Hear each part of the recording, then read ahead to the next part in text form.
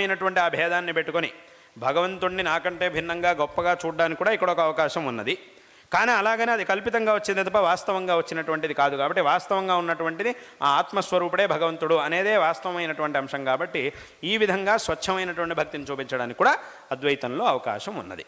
కాబట్టి అందుకోసమే ఈ అద్వైతంలో ఈ భక్తికి విశేషమైనటువంటి స్థానం ఉన్నది. దీన్ని అందరూ కూడా తెలుసుకోవాలి. అందుకోసమే శంకరాచార్యుల వారు ఎన్నో అద్భుతమైనటువంటి స్తోత్రాలను రచించారు. భజగోవిందం అనేటటువంటి మాటని కూడా ఉపదేశించారు. ఎన్నో అద్భుతమైనటువంటి స్తోత్రాలని రచించారు. ఈ భక్తి మార్గాన్ని ప్రచారం చేయడం కోసమే ఎన్నో అద్భుతమైనటువంటి స్తోత్రాలని కూడా శంకరాచార్యుల వారు విశేషంగా రచించారు. కాబట్టి దీన్ని మనం చక్కగా తెలుసుకోవాలి. కాబట్టి ఇప్పుడు ఏమిటంటే ఏదో ద్వైతంలో అయితే భక్తికి మంచి స్థానం ఉంది, అద్వైతంలో అయితే స్థానమే లేదు అని చాలామంది అనుకుంటుంటారు. కానీ వాస్తవంగా అది పొరపాటు. ఉండేది అసలు అలా కానే కాదు. అద్వైతంలోనే విశేషమైనటువంటి స్థానం ఉండేది. ఇది కానీ ద్వైతంలో అంత స్థానం లేదు. అంటే ఇక్కడ ఉన్నంత గొప్ప స్థానం లేదు. దీనికంటే ఒక మెట్టు కింద మాత్రమే ఉంటుంది. కాబట్టి దీన్ని మనం చక్కగా తెలుసుకోవాలి. కాబట్టి ఇక్కడ కూడా ఆ భక్తికి స్థానం అనేది ఉండనే ఉన్నది, కర్మానుష్ఠానానికి తప్పకుండా స్థానం అనేది ఉండనే ఉన్నది. కాబట్టి ఈ కర్మల్ని అనుష్ఠిస్తూ తద్వారా ధర్మాచరణ చేస్తూ ఆ భగవంతుడి విషయంలో అపారమైనటువంటి భక్తితో ఉంటూ ఆ భగవంతుడి యొక్క ఆరాధనను చేస్తూ, అందుకే ఇంకొక విషయం కూడా మనం ఇక్కడ చూడాలి. భగవద్గీతలో కృష్ణ పరమాత్మ ఒక మాటని చెప్పాడు. చతుర్విధా భజంతేమాన్ జనా సుకృతినోర్జున ఆర్తో జిజ్ఞాసురర్థార్థి జ్ఞానీచ భరతర్షభ అన్నాడు. ఈ మాటకు అర్థం ఏమిటి అంటే, ఈ లోకంలో ఉండేటటువంటి భక్తులంతా, దీనికి సరళంగా అర్థం చెప్పాలంటే ఈ మాటకి ఈ గుడికి వచ్చేటటువంటి భక్తులందరూ ఉంటారు. వాళ్ళలో కొంతమందిని మనం అడిగినప్పుడు వాళ్ళు మనకేం సమాధానం, మీరు ఎందుకు వచ్చారు గుడికి, ఏమిటి పని, ఎందుకోసం వచ్చారు మీరు అని అడిగినప్పుడు వాళ్ళు మనకేం సమాధానం చెప్తారు. కొంతమంది నుంచి మనకేం సమాధానం వస్తుంది అని అంటే, మేము చాలా కష్టాల్లో ఉన్నాం, ఆ కష్టాల నుంచి విముక్తి, భగవద్ అనుగ్రహాన్ని పొంది ఆ కష్టాల నుంచి విముక్తి పొందడానికి గుడికి వచ్చామని కొంతమంది చెప్తారు. ఇంకా కొంతమందిని అడిగినప్పుడు మీరు ఎందుకు వచ్చారు, మీకు ఏమైనా కష్టాలు ఉన్నాయా, మీరు కష్టాల్లో ఉన్నారా, అబ్బే అదేం లేదండి మేము కష్టాల్లో ఏం లేమో బాగానే ఉన్నాం. మరైతే గుడికి ఎందుకు వచ్చారు అని అంటే, మాకు విద్య కావాలి, చదువు కావాలి, చదువుని ప్రసాదించేటటువంటి వాడు భగవంతుడు, కాబట్టి చదువుకుని ప్రార్థించడం కోసం భగవంతుడి దగ్గరికి వచ్చాం అని అనేవాళ్ళు కొంతమంది. ఇంకా కొంతమంది ఉన్నారు, ఏమంటే మీకు ఏమైనా కష్టాలు ఉన్నాయా, లేవు మాకేం కష్టాలు లేవు, అదే మీకు చదువు కావాలా, ఏదో చదువుకున్నాం బాగానే ఉంది, మరి ఎందుకు వచ్చారు అని అంటే మాకు ఐశ్వర్యం కావాలి, సంపత్తునిచ్చేటటువంటి వాడు కూడా భగవంతుడు కాబట్టి ఆ సంపత్తుని ప్రార్థించడం కోసం దేవుడి దగ్గరికి వచ్చాము అనేవాళ్ళు కొంతమంది ఉంటారు. ఇంకా కొంతమంది ఉన్నారు, మీరు ఎందుకు వచ్చారు అని అంటే మీకు ఏమన్నా చదువు కావాలా, లేదు, సంపత్తు కావాలా, అక్కర్లేదు, మీరు కష్టాల్లో ఉన్నారా, లేము, మరి ఎందుకు వచ్చారు అని అంటే మేము ఏం అడగడం కోసం వచ్చారు, దేనికోసం వచ్చారు అని అంటే మేము దేనికోసం రాలేదు, కేవలం భగవంతుడిని దర్శించడం కోసం వచ్చామంతే.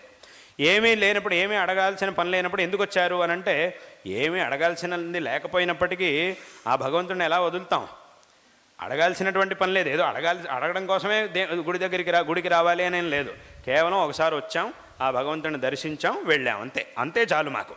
మేమేదో దేవుడిని అడగడం కానీ దేవుడు ఏదో మాకు ఇవ్వాలని కోరుకోవడం కానీ అదేమీ లేదు. అంటే ఏమిటి, ఏదో ఒకటి అడగడం కోసం వచ్చేవాళ్ళు, ఏది అడగాల్సినటువంటి కోరిక లేకపోయినా కూడా, అడగాల్సినటువంటి అవసరం లేకపోయినా కూడా భగవంతుడిని ఆరాధించేటటువంటి వాళ్ళు కొంతమంది, భగవద్భక్తులైనటువంటి వాళ్ళు కొంతమంది, వాళ్ళు నాలుగో వాళ్ళు. అంటే 4 విభాగాల్ని 4 రకాలుగా చూపించాడు భగవంతుడు అక్కడ. అంటే నా దగ్గరగా ఏదో ఒకటి ప్రయోజనం, అంటే ఈ నలుగురిలోనూ చివరి వాడు ఎవడైతే ఉన్నాడో, ఏమీ అడగకపోయినా, అడగాల్సిన అవసరం లేకపోయినా కూడా భగవంతుడి దగ్గరకు వచ్చేటటువంటి వాడు ఎవడైతే ఉంటాడో ఆయన అందరికంటే గొప్పవాడు అని భగవంతుడు చెప్పాడు. ఎందుకు గొప్పవాడు అని అంటే, వాడిది స్వచ్ఛమైన భక్తి, మిగతా అంటే స్వచ్ఛమైన అంటే అహేతుకమైనటువంటి భక్తి, మిగతా వాళ్ళది సహేతుకమైనటువంటి భక్తి. అంటే ఏదో ఒక కోరిక ఉంది కాబట్టి భగవంతుడి మీద భక్తి అనేది వీళ్ళకుంది, ఆ కోరిక కనుక తీరిపోయింది అని అంటే ఇంక మళ్ళీ భగవంతుడు గుర్తుకురాడు, మళ్ళీ అలాంటిది ఇంకేదో కావాల్సి వచ్చినప్పుడు మాత్రమే మళ్ళీ దేవుడు గుర్తుకొస్తాడు, అప్పటి వరకు మళ్ళీ దేవుడు గుర్తుకురాడు. ఏదో ఒకసారి వచ్చాడు, ప్రార్థించాడు కాబట్టి తప్పకుండా భగవంతుడు కోరిక తీరుస్తాడు, తప్పకుండా వాడికి కావాల్సింది ప్రసాదించాడు, అయిపోయింది, దొరికేసింది, వాడు అనుకున్నది దొరికింది, ఆ తర్వాత మర్చిపోతాడు, మళ్ళీ ఇంకేదో కావాల్సి వచ్చినప్పుడు మాత్రమే మళ్ళీ గుడికి వస్తాడు వాడు, అప్పటి వరకు మళ్ళీ గుడి మొహమే చూసేది లేదు. అలాంటి వాళ్ళు చాలామంది కనిపిస్తూ ఉంటారు మనకి లోకంలో.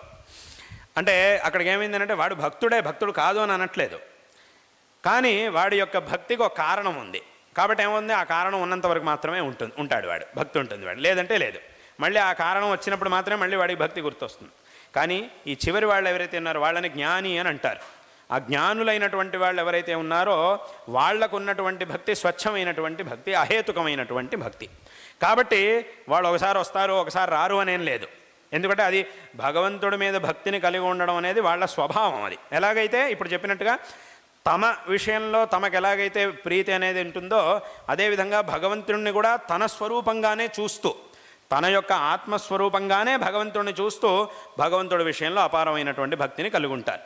కాబట్టి అది ఎప్పటికీ కూడా పోదు, ఎప్పుడూ ఉండనే ఉంటుంది ఆ భక్తి అనేది. కాబట్టి ఒకసారి ఉంటుంది ఒకసారి ఉండదు అనే మాటకి ఇక్కడ అవకాశం లేదు. దాన్నే కృష్ణుడు తర్వాత వాక్యంలో చెప్పాడు. ఏమిటి? తేషాం జ్ఞాని నిత్యయుక్త ఏకభక్తిర్ విశిష్యతే. వీళ్ళందరిలోనూ ఆ నాలుగో వాడు ఎవరైతే ఉన్నాడో జ్ఞాని, ఆయన నిత్యయుక్త. నిత్యయుక్త అని అంటే ఏమిటి? నిత్యం నాతో ఆయన నిత్యము కూడా ఎప్పుడూ కూడా ఆ భక్తుడు, ఈ నాలుగో భక్తుడు ఎప్పుడు కూడా నాతో సంబంధాన్ని కలిగి ఉంటాడు, ఎప్పుడు కూడా నన్ను వదలడు, నాతో ఎప్పుడూ సంబంధాన్ని కలిగి ఉంటాడు. ఏకభక్తి అంటే ఒకే విధమైనటువంటి భక్తి. ఒకసారి విపరీతంగా భక్తి తన్నుకు రావడం, ఒకసారి మళ్ళీ మర్చిపోవడం, ఎవడైపోతాడులే అక్కడికి అనడం, ఒకసారేమో విపరీతంగా భక్తి తన్నుకొచ్చేయడం, ఇలా ఉండదు. ఒకే విధమైనటువంటి ఒకే ధారలాగా ఆ భక్తి అనేది ఉంటుంది. ఏదో పెద్దది ఏదో కావాల్సి వచ్చినప్పుడేమో విపరీతంగా భక్తి తన్నుకు రావడం, తర్వాత ఇదంతా ఎవడు చేస్తాడులే పోతలకి అని చెప్పి అనేయడం, ఇలా చేయడు వాడు. ఏకభక్తి విశిష్యతే. మిగతా వాళ్ళకంటే కూడా వీడు చాలా విశిష్టమైనటువంటి వాడు. ప్రియోహి జ్ఞానినోత్యర్థం అహం సచ మమ ప్రియ. వాడు నాకు అత్యంత ప్రీతిపాత్రుడు, నేను వాడికి అత్యంత ప్రీతిపాత్రుణ్ణి. ఏ విధమైనటువంటి కారణము లేకుండానే. ఉదారా సర్వ ఏవైతే అంటే మిగతా వాళ్ళందరూ సామాన్యులైనటువంటి వాళ్ళు, వీడు మాత్రం జ్ఞానీతు ఆత్మ ఇవ మే మతం. ఈ జ్ఞాని అయినటువంటి వాడు ఎలాంటి వాడు అనంటే, నా యొక్క ఆత్మ నాకు ఎలాగో ఈ జ్ఞాని కూడా నాకు అలాగా అని